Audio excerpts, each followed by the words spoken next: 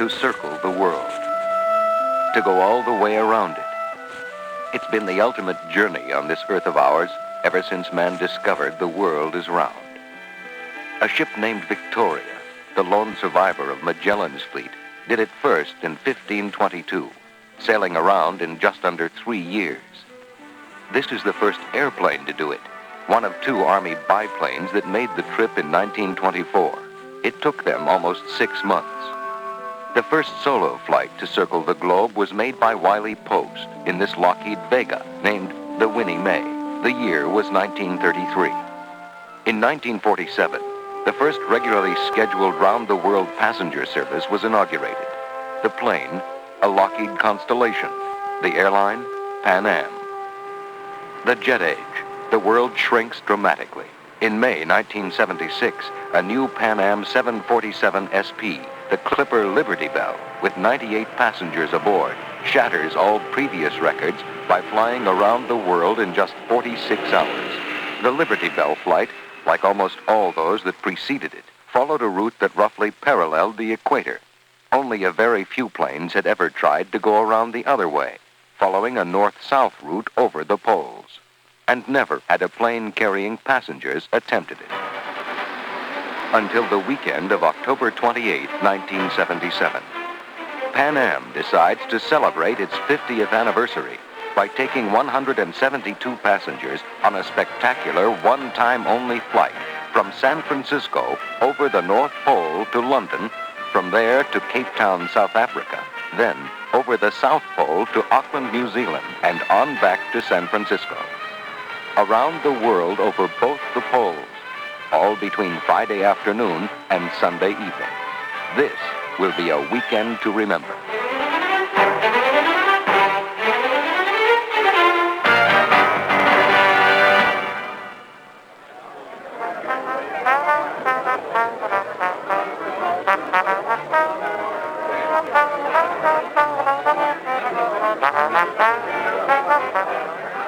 It's the afternoon of October 28, 1977.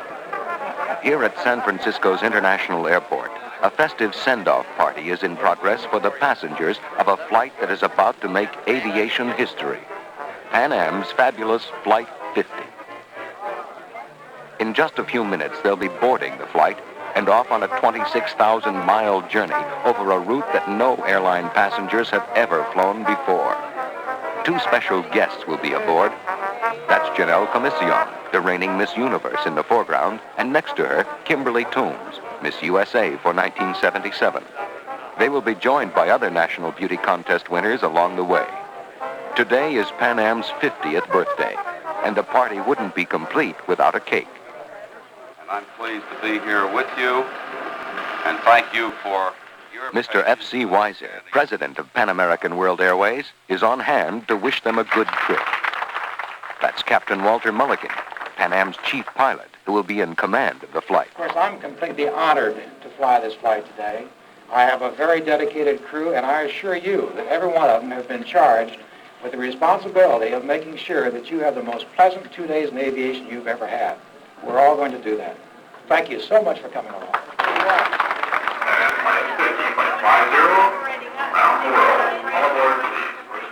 The people who bought tickets for Flight 50 are from all over the United States.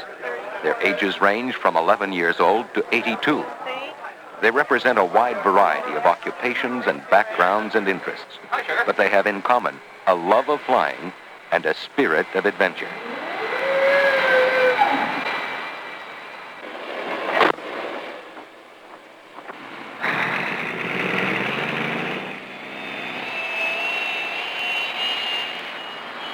The plane, named Clipper New Horizons, is a Boeing 747 SP.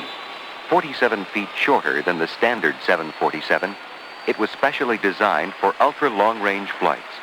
Clipper New Horizons is identical to the aircraft now used on Pan Am's non-stop New York-Tokyo, San Francisco-Auckland, and other long routes. Powered by 4 Pratt & Whitney jet engines, each one capable of delivering over 46,000 pounds of thrust, the 747 SP can fly higher, faster, and farther than any subsonic commercial aircraft ever built.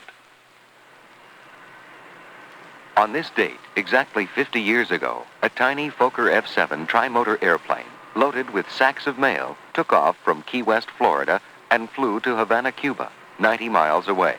It was Pan Am's very first flight, and the first scheduled international flight by an American airline.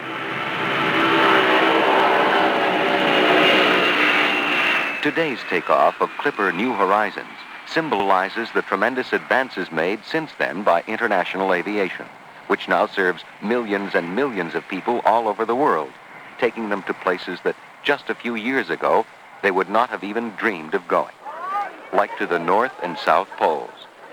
Inside the cabin of Clipper New Horizons, the passengers settle themselves for the long trip ahead. They're lucky to be aboard, and they know it. Hundreds of other people wanted to buy tickets, but had to be turned down. The popularity of Flight 50 came as no surprise to Pan Am's director of advertising, Clark Holt. We were basically interested in doing something that would make the 50th anniversary be the big event, and that's exactly the reason for this flight. Because of the success of the Liberty Bell a year ago, we knew that we had something that would be a winner. So starting actually in July was the first time that we really got really active in terms of promoting it.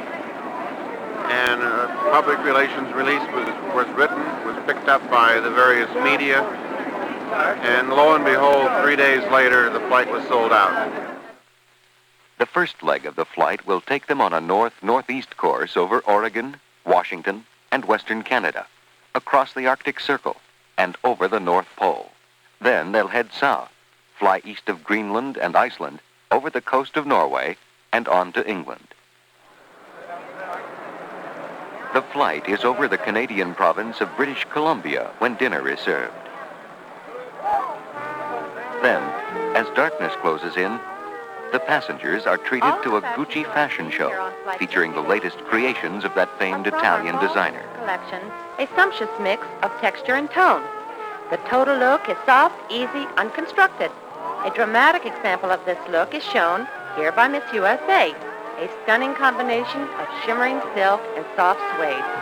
The ready-to-travel look, cool forest green, highlighted with accents of gold, modeled by Miss Universe. Gucci designs for the man's world, too. The model is a Pan Am flight supervisor. Here is one of 2 Pan Am flight attendants who volunteered their time to show this beautiful collection. Miss Universe again, understated elegance and fur. This is truly high fashion, 41,000 feet high to be precise. After the fashion show, as Clipper New Horizons nears the North Pole, the flight attendants break out the champagne, and the captain starts the countdown. 1. Ladies and gentlemen, how about if we toast to a happy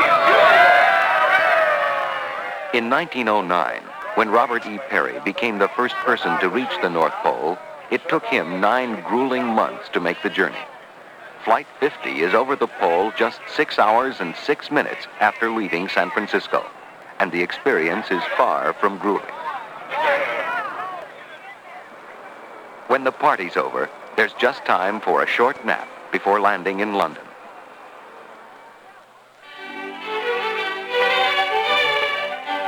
It's early in the morning, and the British capital is already bustling with Saturday shoppers. A few miles away, at Heathrow Airport, Clipper New Horizons has landed, and passengers deplane for the first of the special ceremonies that will take place at each of the stops. Official greetings are extended by the worshipful mayor of Hillingdon. The Jubilee, the 50 years, the Golden Jubilee of Pan Am. You rightly claim that this is a unique flight, and it must be a great experience for all the passengers on your aircraft. We in Hillingdon wish a very happy flight, safe landing at Cape Town, safe landing at Auckland. That's Sarah Long, the new Miss England, who will join the flight here. Those lads in the button-covered suits are the famous Pearlies. Miss USA is fascinated. The men back home don't sport elegant silver shoes like these. This being Britain, tea is served, of course. Several representatives of the aviation press are covering Flight 50 as passengers. Among them, the publisher-editor of Aviation Week, Bob Holtz. And this is certainly one of the milestones in aviation history, going around both poles and setting a new world record in what is a standard, normal passenger-carrying aircraft. The last record around the pole, which was set about 7 or 8 years ago, was a very specially rigged airplane with extra fuel tanks and all sorts of special gear. And I think the real significant fact of this flight is that anybody can buy a ticket on it and share in what is a tremendous record-breaking experience in aviation with an absolutely standard airplane. From London, Flight 50 heads almost due south, over France and the Mediterranean, across Algeria and the Sahara Desert, and then down the entire length of the African continent to the southern tip and Cape Town, South Africa. The flight will take 11 hours and 6 minutes, one of 7 speed records set by Flight 50. For the passengers aboard Clipper New Horizons, the time goes fast because there's always something to do, like games to play, supplied to Flight 50 by Parker Brothers. There are postcards to write and books to read, new friends to talk to, and sights to see. It's a great big wonderful world down there.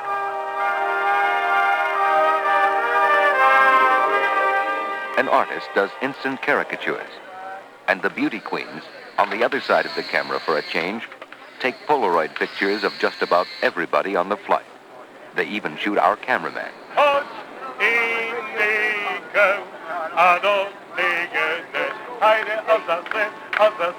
Guitarist John Garson is along to provide accompaniment for the singers aboard.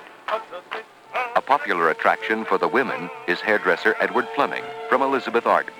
After all, if you're going to dine in style tonight, you have to look your best.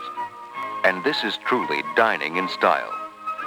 You're watching the evening meal being served in the upstairs lounge, which Pan Am can convert to a comfortable dining room on all of its regular 747 and 747 SP flights.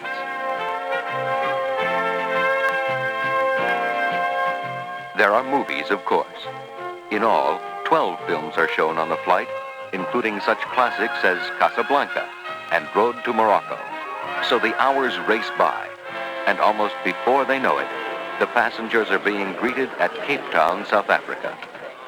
Arrival time is shortly after 11 p.m., and in spite of the late hour, a big, friendly crowd shows up to welcome the world travelers. Another beauty queen, Glynis Fester, Miss South Africa, joins the glamour contingent. So I hope that even though you can't stay to be with us and sample the mayor of Cape Town speaks briefly. That you'll be back with us soon again. Take time out. It'll be a pleasure to welcome you again and to entertain you. And as at all the stops, greetings and a gift from the mayor of San Francisco are presented. This time, Miss Universe does the honors. These written greetings, personally from the mayor of San Francisco. Thank you very much.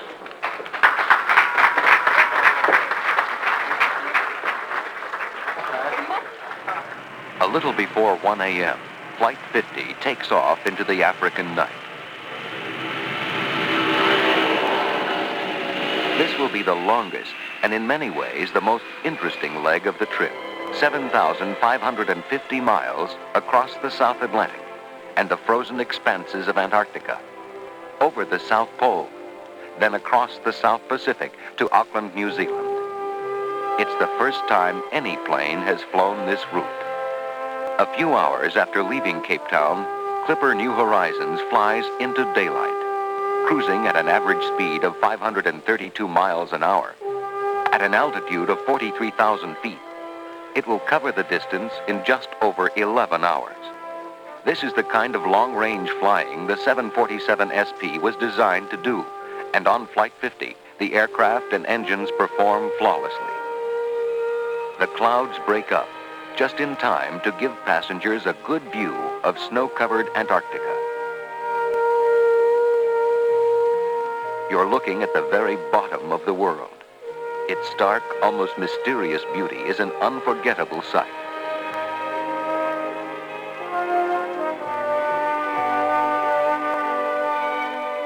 first person to cross Antarctica to the South Pole was Roald Amundsen in 1911.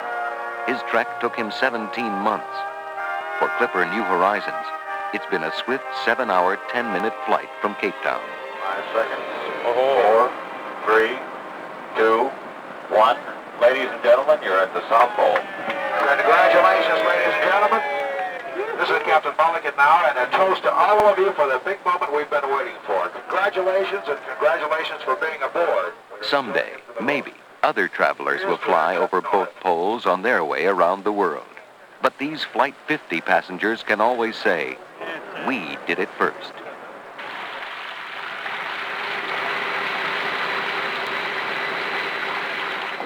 It's raining hard when Flight 50 arrives in Auckland, but the music of the Maori instruments and singers extends a warm welcome.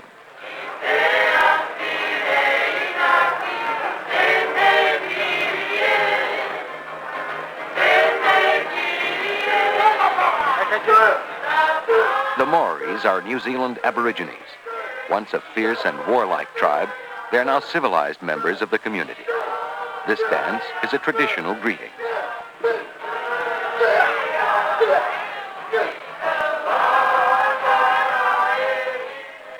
I bid you hire my.